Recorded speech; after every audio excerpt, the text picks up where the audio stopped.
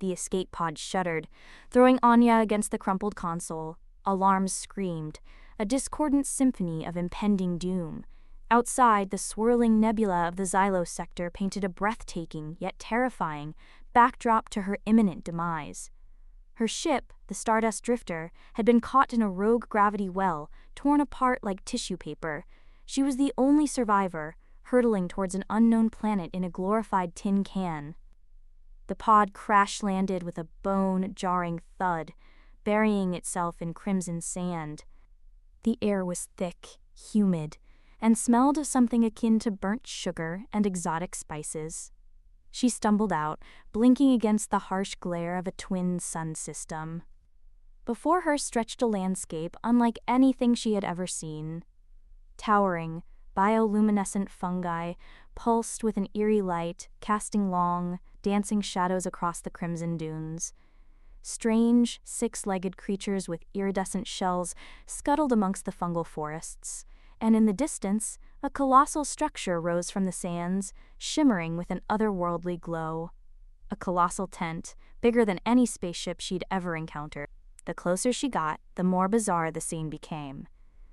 The tent was adorned with intricate carvings depicting beings with multiple arms and eyes, performing impossible feats of agility and power. A banner, written in a language she didn't understand, hung above the entrance.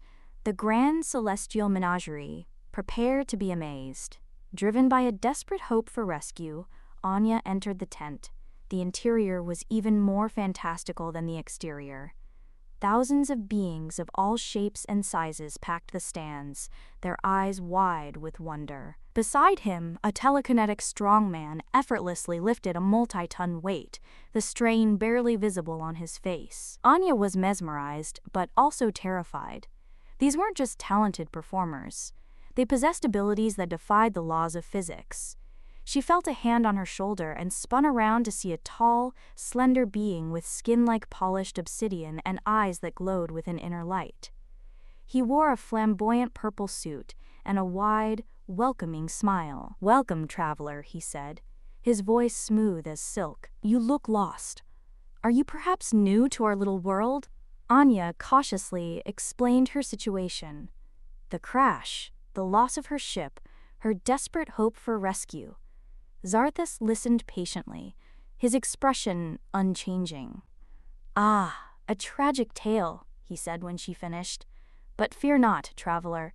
Here at the menagerie, we take care of our own. You are welcome to stay as long as you need, perhaps even find a place among us." He gestured to the performers in the ring. "As you can see, we are a unique group. We use these gifts to entertain, to amaze, and to bring joy to the galaxy." He paused, his eyes piercing. "And we protect each other fiercely." Xarthus offered Anya a place to stay, a small but comfortable tent on the outskirts of the menagerie. He introduced her to the other performers, each more extraordinary than the last. There was Lyra, the empath, who could feel the emotions of others, Kaelin, the illusionist, who could bend reality to his will, and Zara, the healer, whose touch could mend any wound. As weeks turned into months, Anya found herself drawn into the world of the menagerie. She helped with the day-to-day tasks, learning to care for the strange creatures that served as props in the shows. She even started learning the basics of their language, a melodic tongue filled with clicks and whistles. She began to feel a sense of belonging, a feeling she hadn't experienced since leaving Earth. She was captivated by the vibrant performances, the camaraderie among the performers, and the seemingly benevolent leadership of Xarthus. He was enigmatic and charming, with a mischievous glint in his eyes. He taught her about the intricacies of illusion, showing her how to manipulate light and sound to create convincing mirages. They spent hours talking under the crimson sky, sharing stories of their pasts. Anya confided in him about her dreams of returning to Earth, about her family, about the pain of her loss. Kaelin, in turn, spoke of his own troubled past, of a world ravaged by war and his escape to the menagerie. They found solace in each other's company, a connection that deepened. One day, a new group arrived at the menagerie, the Krill, a ruthless race of intergalactic slavers. They were notorious for their cruelty and their insatiable hunger for power. They had heard rumors of the menagerie's unique performers and had come to claim them as their own. The Krill leader, a hulking brute named Vorlag, strode into the tent, his eyes scanning the performers with predatory interest. He offered Xarthus a deal. Surrender the performers, and the Krill would spare the menagerie refuse, and they would destroy everything. He stood tall, his obsidian skin gleaming in the light. "We are not your slaves," he declared. "We are free beings, and we will not be subjugated," Vorlag sneered. "Fool," he growled. "You cannot stand against the might of the Krill Empire." War seemed inevitable. The performers prepared to defend their home, using their powers to create shields, weapons, and illusions. Anya, despite her lack of supernatural abilities, vowed to fight alongside them. She had found a home here, a family, and she would not let the Krill destroy it. He called Anya to his tent and revealed a secret that shattered her world. The menagerie was not what it seemed. It was not a haven for the extraordinary, but a prison. Xarthus was not a benevolent leader, but a warden. The performers' powers were not gifts, but curses, a result of a rare mineral found only on this planet, a mineral that also acted as a powerful suppressant, keeping them compliant. The Krill, Xarthus explained, they are immune to the mineral's effects. If they take control of the menagerie, they will exploit the performers' powers for their own gain. ... He then revealed his plan. He had been secretly working on a device that could amplify the mineral's effects, rendering the Krill vulnerable. But to activate the device, he needed a specific genetic code, a code that only Kalen possessed. Kalen, it turned out, was not just an illusionist, but a descendant of an ancient race with the ability to manipulate the very fabric of reality. His power was the key to stopping the Krill. But there was a catch. The device required a sacrifice. The person whose genetic code was used would be drained of their power, rendering them powerless forever. Xarthus looked at Anya, his eyes pleading. "You are the only one who can convince him," he said. "You are the only one he trusts. You must betray him, Anya. You must convince him to sacrifice his power to save the others." Tanad. Anya was torn. She loved Kalen. The thought of betraying him, of taking away his power, was unbearable. But she also knew that Xarthus was right.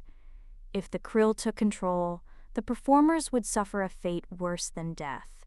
She had to make a choice. With a heavy heart, Anya sought out Kalen. At first, he refused. He couldn't imagine life without his power, without the ability to create illusions, to bend reality to his will.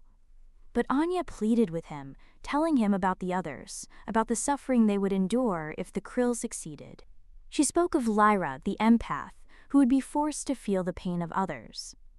She spoke of Zara, the healer, who would be forced to heal the wounds of the Krill. She spoke of all the performers who had welcomed her into their family, who had given her a home.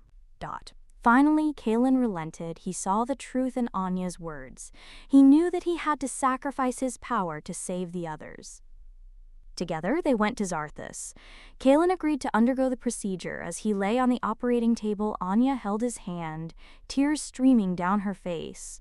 The device whirred to life, drawing energy from Kalen's body. His skin paled, his eyes lost their sparkle, his power was fading. With the genetic code secured, Xarthus activated the device. A wave of energy pulsed outwards, enveloping the Krill. They were no match for the amplified effects of the mineral. One by one, they collapsed, defeated. The menagerie was safe, but the victory came at a cost. Kalen was now just an ordinary man, stripped of his power, his identity. He looked at Anya, his eyes filled with a mixture of gratitude and sorrow. "You did the right thing," he said, his voice weak. "You saved them all." Anya embraced him, tears flowing freely. "I'm so sorry," she whispered. "I'm so sorry." In the aftermath, the menagerie began to change. Some chose to leave, seeking new lives and new adventures. Others decided to stay, to rebuild the menagerie as a true haven for the extraordinary. Anya stayed with Kalen.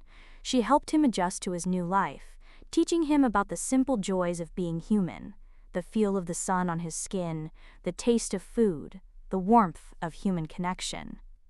One day, A ship arrived at the menagerie.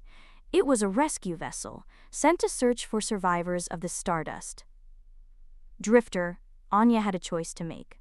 Return to Earth, to her family, to the life she had left behind, or stay with Kaylin in this strange and wondrous place. She knew what she had to do. She had found a new home, a new family, and a love that was stronger than any power she would stay. As the rescue ship soared into the sky, Anya and Kaylin stood hand in hand, watching it disappear into the stars.